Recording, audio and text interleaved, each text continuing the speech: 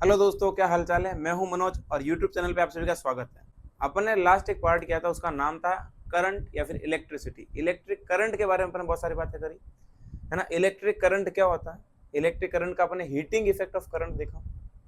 Heating effect of current पूरा complete करने के बाद आज अपन एक नया टॉपिक पढ़ने वाला है जो करंट पे ही बेस्ड होता है, करंट से रिलेटेड टॉपिक है। उसका नाम है मैग्नेटिक इफेक्ट ऑफ करंट। आज अपन बात करने वाले हैं मैग्नेटिक इफेक्ट ऑफ करंट, यानी करंट की वजह से magnetic field, magnetic lines develop होने वाली है।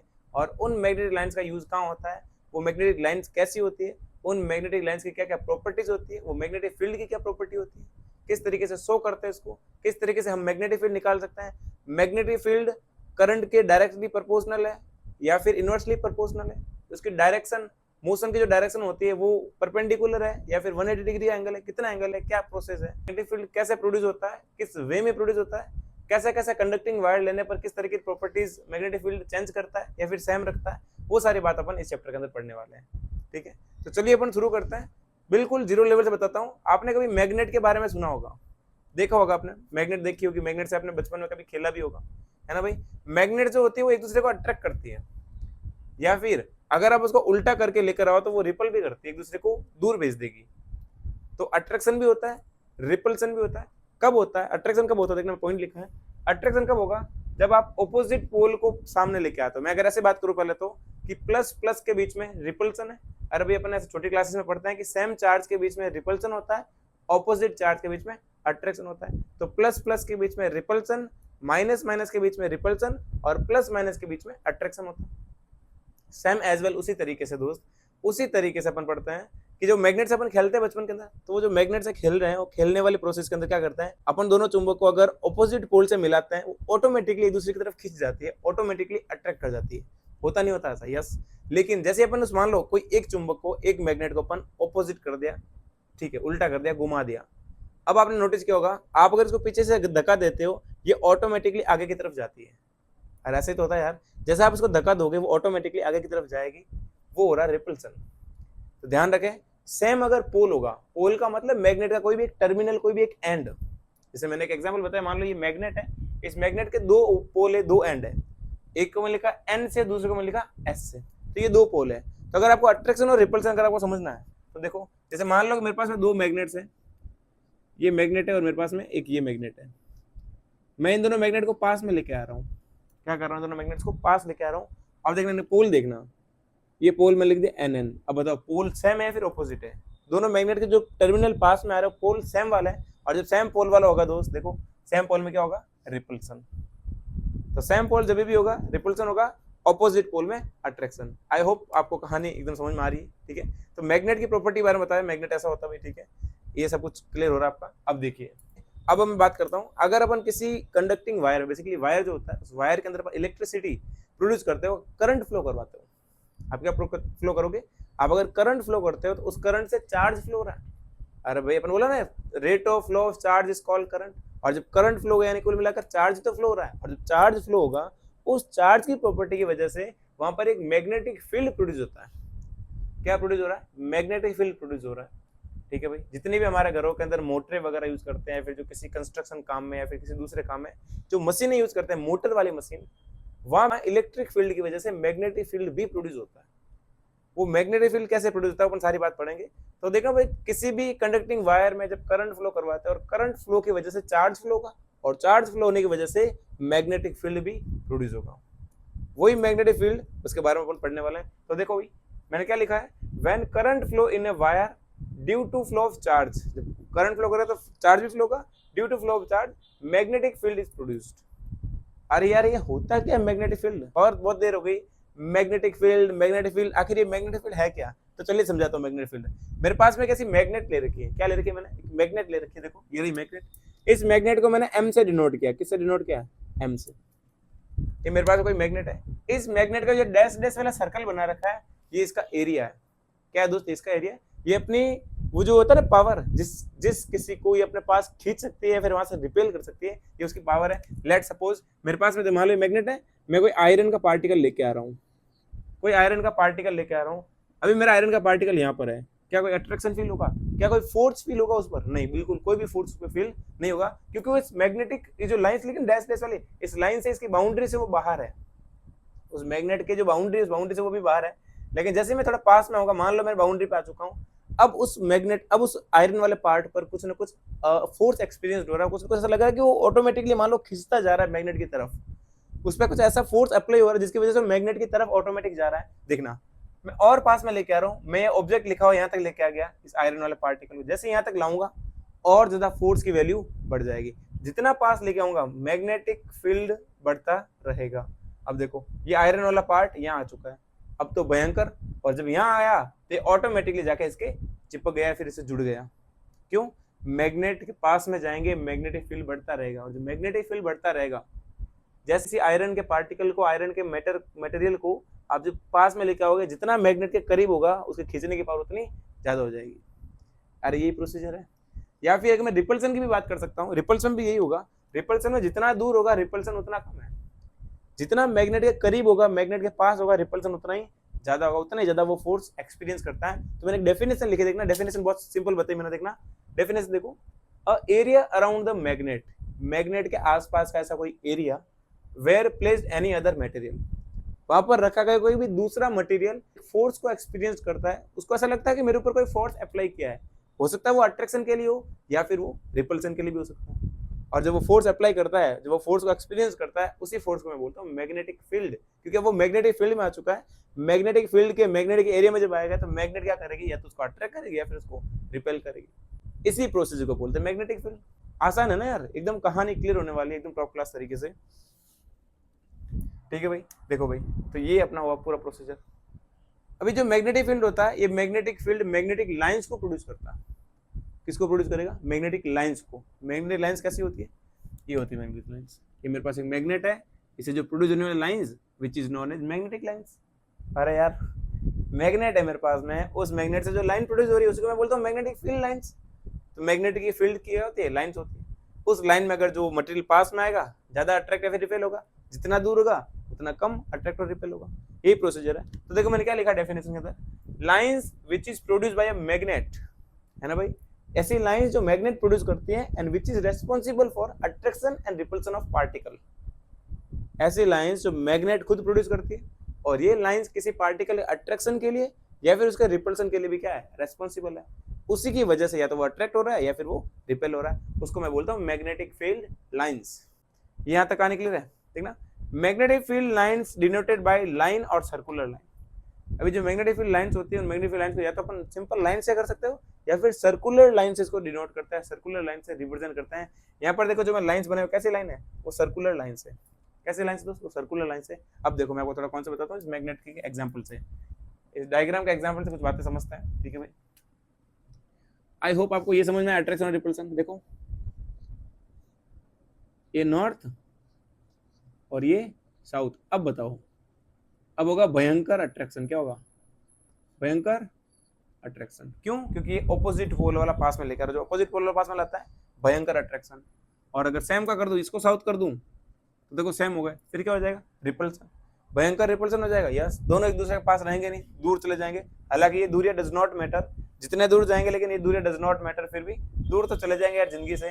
ठीक है, अब देखिए यार, मैं बात करता हूँ नॉर्थ और साउथ। ये जो मैं नाम लिखा एन और एस का मतलब होता है नॉर्थ। एन का मतलब क्या भाई? नॉर्थ। क्या नाम है भाई? नॉर्थ। और एस का मतलब होता है साउथ। दो पोल होते हैं, इनको क्या बोलते हैं? Magnetic pole. क्या बोलते हैं यार? Magnetic pole. पोल मतलब टर्मिनल एंड वाला पार्ट, मैग्नेट का पोल वाला पार्ट। ठीक है, एंड वाला पार्ट जहां पर मैग्नेटिक फील्ड करने ज्यादा होता है। ठीक है, ये मेरे पास में एक मैग्नेट है। इस मैग्नेट, आप कुछ मुझे बताओ, यहाँ से जो लाइंस निकली, लाइन को बोलता हूँ मैग्नेटिक फील्ड लाइंस। क्या बोलता हूँ? Magnetic field line. अरे भाई ऐसी लाइंस जो मैग्नेट खुद प्रोड्यूस करता है, ठीक है, और ये किसी भी ऑब्जेक्ट के, किसी भी मटेरियल के अट्रैक्शन और रिपल्सन के लिए रेस्पॉन्सिबल होती है। ये लाइन कर्वी शेप की होती है, सर्कुलर लाइन से फिर कर्वी शेप की होती है। ठीक है, अब देखो ये लाइंस हो गई। इन मैग्नेटिक फील्ड लाइंस की मैं प्रॉपर्टीज भी लिखा रखी है, प्रॉपर्टीज आपको बताता हूँ। देखो, तो properties of magnetic field lines, properties की बात करते हैं। प्रॉपर्टी देखो, बताओ ये लाइन कहाँ से अराइज हो रही है, कहाँ से प्रोड्यूस हो रही है, कहाँ से निकल रही है लाइन? ये लाइन निकल रही है नॉर्थ से। कहाँ से निकल रही है? नॉर्थ से निकलती है। और आपको देखो ना, लाइनें कहाँ से निकल रही है? ये सारी लाइनें निकल रही है नॉर्थ से, और जहाँ का रही है, जा रही है साउथ में। अरे भाई मेरे पास में मैग्नेट है, ये नॉर्थ वाला पार्ट, ये साउथ वाला पार्ट, जितनी भी मैग्नेटिक फील्ड लाइंस निकलनी होगी वो सारी नॉर्थ वाले पार्ट से निकलेगी, कुछ ऊपर के वे में, कुछ नीचे के वे में, और ये घूमती घूमती वापस आएगी साउथ पोल में, घूमती घूमती साउथ पोल। अब देखना, मेरे पास में कोई भी एक ऑब्जेक्ट रख दिया यहाँ पे, क्या रख दिया मैंने, ऑब्जेक्ट यहाँ पे रख दिया, अलग अलग टाइप में, मतलब अलग अलग टाइम में मैं ऑब्जेक्ट रख रहा हूँ, ऐसा नहीं सभी एक साथ रख दिए, अलग अलग टाइम में मैं क्या रख रहा हूँ, ऑब्जेक्ट रख रहा हूँ। इस तरीके से मैंने ऑब्जेक्ट रख दिए, ठीक है भाई, क्या रख दिया मैंने, ऑब्जेक्ट रख दिया। अब देखिए ये मैंने कैसे मेजरमेंट निकाला है कि ये लाइंस ऐसी होगी। तो मेरे पास होती है वो मैग्नेटिक नीडल, मैग्नेटिक नीडल होती है, चुंबकीय सुई, एक ऐसा कंपास होता है, उसके अंदर मैग्नेटिक नीडल्स होती है जो मैग्नेटिक फील्ड को शो करती है। मेरे पास में एक मैग्नेट था, उस मैग्नेट में मैंने क्या किया है, वो जो मैग्नेटिक नीडल थी मैंने हर बार जो है डायरेक्शन चेंज करी, जैसे जैसे देखना, मान लो कि उसकी जो डायरेक्शन आ रही तो आती नॉर्थ टू साउथ कुछ इस तरीके से, मान लो कि ये वाली लाइन बताता वो नॉर्थ को और ये वाला लाइन बताता वो साउथ को, एक ऐसा कुछ कंपास था मेरे पास में, तो रखता है क्या, धीरे धीरे धीरे ऑटोमेटिकली मैंने सेम डायरेक्शन रखने की कोशिश की, और जब मैंने सेम डायरेक्शन रखने की कोशिश की तो कंपास का जो मटेरियल था वो कुछ इस तरीके से शो करता है, इस तरीके से जो मैग्नेटिक नीडल होती है वो इस तरीके से ऑटोमेटिक इस कर्व के शेप में घूमती है, और जब कर्व के शेप में घूमती है तो ऐसा प्रूवन हो गया कि मैग्नेटिक फील्ड लाइन कर्व के शेप में होती है। कहाँ से निकल रही होती है, तो ये नॉर्थ से निकल रही होती है, जाएगी कहाँ, तो साउथ की तरफ जाती है, अरे कहाँ जाती है, तो साउथ की तरफ जाती है। ये हो गई मैग्नेटिक फील्ड लाइन के प्रॉपर्टीज, ठीक है। तो ये मैग्नेटिक फील्ड लाइन के बारे में बताया, कैसे निकाला अपने, मैग्नेटिक नीडल की हेल्प से अपने ये सारा प्रोसीजर किया, ठीक है। अब देखो भाई, तो लाइन जो बनती है वैसे बन जाएगी। प्रॉपर्टीज पढ़ते देखना, डायरेक्शन ऑफ मैग्नेटिक, एमएफएल का मतलब है मैग्नेटिक फील्ड लाइन से इज नॉर्थ टू साउथ, कहां से कहां होगी, नॉर्थ टू साउथ, ब्रैकेट में लिखा देखो आउट, आउटर साइड की बता रहा हूँ, अरे बाहर बता रहा हूँ, मैग्नेट के बाहर की तरफ बता रहा हूँ, आउटर साइड में हो जाएगी नॉर्थ टू साउथ। अगला पॉइंट देखना, direction of magnetic field line south to north inner, देखो आप खुद पता लगाओ, बाहर तो जा रही है नॉर्थ से साउथ, अंदर की तरफ लाइन जाएगी साउथ टू नॉर्थ, अरे ऐसे जाएगी लाइन, वापस ऐसे निकलेगी, फिर ऐसे जाएगी, ऐसे निकलेगी, ऐसे जाएगी, ये प्रोसेस चलता रहेगा।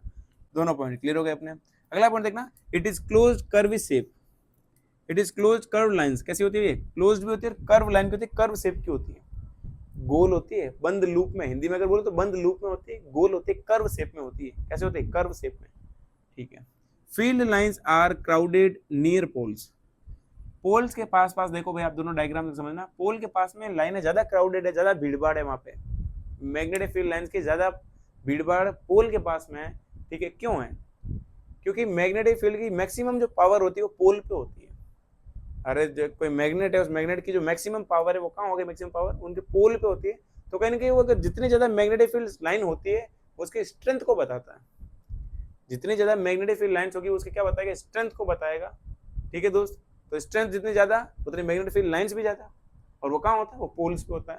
ये फोर्थ पॉइंट आई होप पूरा क्लियर हो रहा है, ठीक है। देखना, field lines are crowded near poles which shows the strength of magnetic field, वो मैग्नेटिक फील्ड की मैग्नेटिक पोल की स्ट्रेंथ को बता रहा है, ठीक है दोस्त।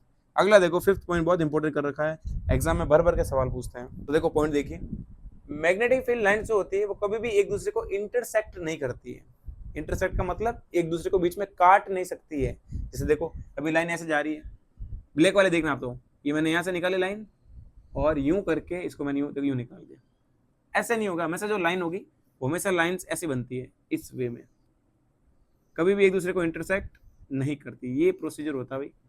क्योंकि इंटरसेक्ट जब करेगी तो इंटरसेक्ट जब करे तो इंटरसेक्ट वाले पॉइंट पर देखना, जैसे ये इंटरसेक्ट कर रही है यहाँ पे, तो इंटरसेक्ट जब करेगी तो एक लाइन ये वाली है और दूसरी लाइन ये वाली है, मैग्नेटिक फील्ड देखो एक लाइन आगे की तरफ जा रही है, एक लाइन ऐसे जा रही है, तो इसका मतलब हो रहा है मैग्नेटिक, दो मैग्नेटिक फील्ड लाइंस प्रोड्यूस हो रही है यहाँ पे, जैसे वो इंटरसेक्ट करती है मतलब दो अलग अलग टाइप की मैग्नेटिक फील्ड लाइंस हो गई, और जब दो मैग्नेटिक फील्ड लाइंस हो गई तो वो दो प्रॉपर्टी को शो कर रहा है, दो मैग्नेट की प्रॉपर्टी को शो कर रहा है, जो कि पॉसिबल नहीं है। तो देखना पॉइंट देखना, magnetic field line cannot intersect to each other because at the point of interaction two magnetic lines are shown which is not possible।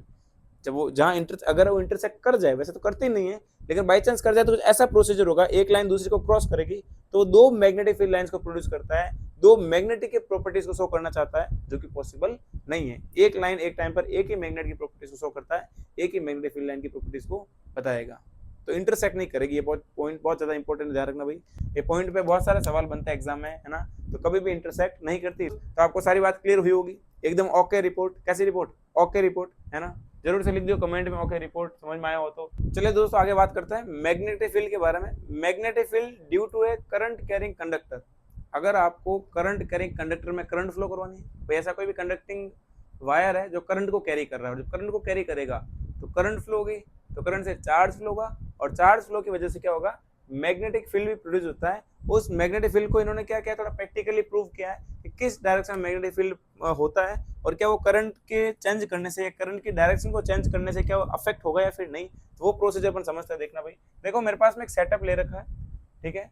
मैंने एक सेटअप में देखो बैटरी जोड़ रखी है, 20 वोल्ट की बैटरी, यहाँ मैंने स्विच लगा रखा है, और यहाँ मेरा जो जोड़ रखा है मैंने एक, इस वायर के साथ में मैंने एक निडल, एक कंपास जोड़ रखा है। क्या जोड़ रखा है, कंपास, जो कि डायरेक्शन को बताता है कि मैग्नेटिक फील्ड की डायरेक्शन किस डायरेक्शन में जाएगी या फिर किस तरफ है, ठीक है। ऐसा मैंने कंपास जोड़ रखा है। जब मैं देखो करंट को फ्लो कराता हूँ तो मेरी करंट जो फ्लो हो रही है वो है ईस्ट डायरेक्शन में। करंट कौन सी डायरेक्शन फ्लो हो रही है, करंट मेरी फ्लो हो रही है इस डायरेक्शन में, ठीक है। और मेरा जो मैग्नेटिक फील्ड है वो निडल की हेल्प से मुझे जो मैग्नेटिक फील्ड मिल रहा है, वो मैग्नेटिक फील्ड की डायरेक्शन मेरी आ रही है कुछ इस डायरेक्शन में। ये अपना रहा नॉर्थ और ये अपना रहा साउथ। इस डायरेक्शन में मुझे मिल रहा है मैग्नेटिक फील्ड। क्या मिल रहा है दोस्त, मुझे मैग्नेटिक फील्ड मिल रहा है इस डायरेक्शन में, ठीक है।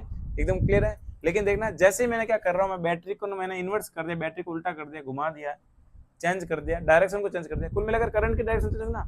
क्योंकि करंट कहाँ से कहाँ फ्लो होता है, करंट फ्लो होता है पॉजिटिव टू नेगेटिव। यहाँ देखो पॉजिटिव टू नेगेटिव।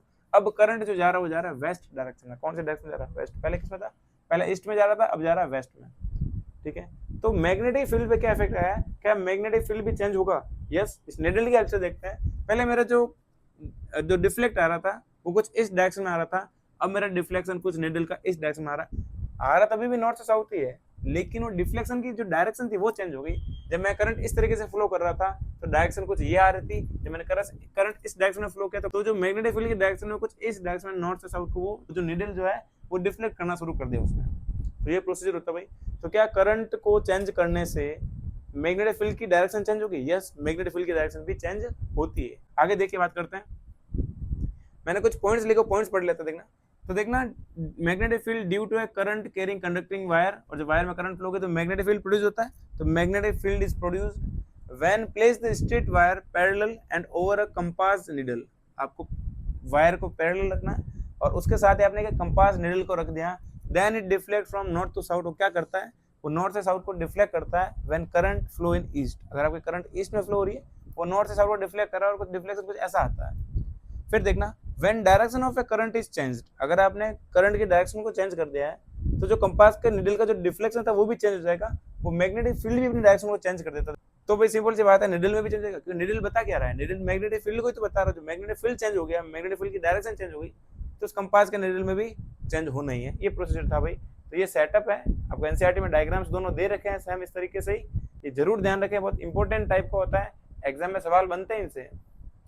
जो प्रोसेस लिखे हुए हैं इनके ऊपर क्वेश्चंस आते। अगला देखो, इसी के जस्ट ऐसा ही टाइप है, इसी का कुछ इलोबरेटेड फॉर्म है। इसी को थोड़ा एक्सप्लेन और करने के लिए जो है थोड़ा एक और अलग वे में दिया कि मैग्नेटिक फील्ड जो है किसी एक स्ट्रेट वायर के अंदर आप करंट फ्लो करा रहे हो, और स्ट्रेट वायर की वजह से मैग्नेटिक फील्ड प्रोड्यूस हो रहा है। तो magnetic field due to a straight wire, ठीक है। स्ट्रेट वायर की वजह से क्या होता है, तो देखिए दोस्त, सिंपल सी बात है, मैग्नेटिक फील्ड तो प्रोड्यूस होना ही है। तो फर्स्ट पॉइंट लिखते हैं, मैग्नेटिक फील्ड इज प्रोड्यूस। अब देखना कि मैग्नेटिक फील्ड जो लाइंस होती है वो सर्कुलर पाथवे में होती है। कैसे होती है, सर्कुलर पाथवे में गोल घूमती है। अरे भाई सर्कल के फॉर्मेट में होती है, सर्कुलर पाथवे में होगी, ठीक है। तो ये जरूर ध्यान रखें, किसमें, स्ट्रेट वायर की बात कर रहा हूँ। तो magnetic field lines found in form of circular pathway, किसके पाथवे में होगी, सर्कुलर पाथवे में होगी। आगे देखो, मैं आपको बहुत अच्छा कॉन्सेप्ट बताता हूँ, बहुत अच्छी अच्छी बात यहाँ लिखी है इस पॉइंट में, तो काफी इंपॉर्टेंट है। मैंने लिखा बी प्रोपोर्शनल टू आई और इनवर्सली प्रोपोर्शनल टू आर। अब देखना भाई, बी का मतलब मैंने बताया मैग्नेटिक फील्ड। बी का मतलब क्या है, मैग्नेटिक फील्ड। आई का मतलब करंट, और आर का मतलब डिस्टेंस। अरे भाई जितनी ज्यादा डिस्टेंस होगी, आपको पता है ना, दो मैग्नेट्स पास में जितनी ज्यादा करीब होगी डिस्टेंस उतनी कम, और डिस्टेंस जितनी कम होगी मैग्नेटिक फील्ड उसका उतना ही ज्यादा होता है। और ऐसे ही होता ना यार, यहाँ पर भी कुछ ऐसे होगा, डिस्टेंस जितनी ज्यादा होगी, अरे भाई दूरियां जितनी ज्यादा होगी, ये दूरियां डज नॉट मैटर, लेकिन फिर भी दूरियां जितनी ज्यादा होगी, क्या अट्रैक्शन कम होगा। अरे सामने ना, जितना ज्यादा आप दूर रहोगे अट्रैक्शन के चांसेस उतने ही कम होंगे, और जितना आप पास में रहोगे अट्रैक्शन के चांसेस उतने ही ज्यादा हो जाएंगे, ठीक है दोस्त। तो ऐसा प्रोसीजर यहाँ पर भी होता है यार, ठीक है। तो बिल्कुल सेम हो जाएगा। आगे देखो भाई, तो जब करंट बढ़ेगी तो मैग्नेटिक फील्ड बढ़ेगा, और जब डिस्टेंस बढ़ेगी तो मैग्नेटिक फील्ड कम हो जाएगा।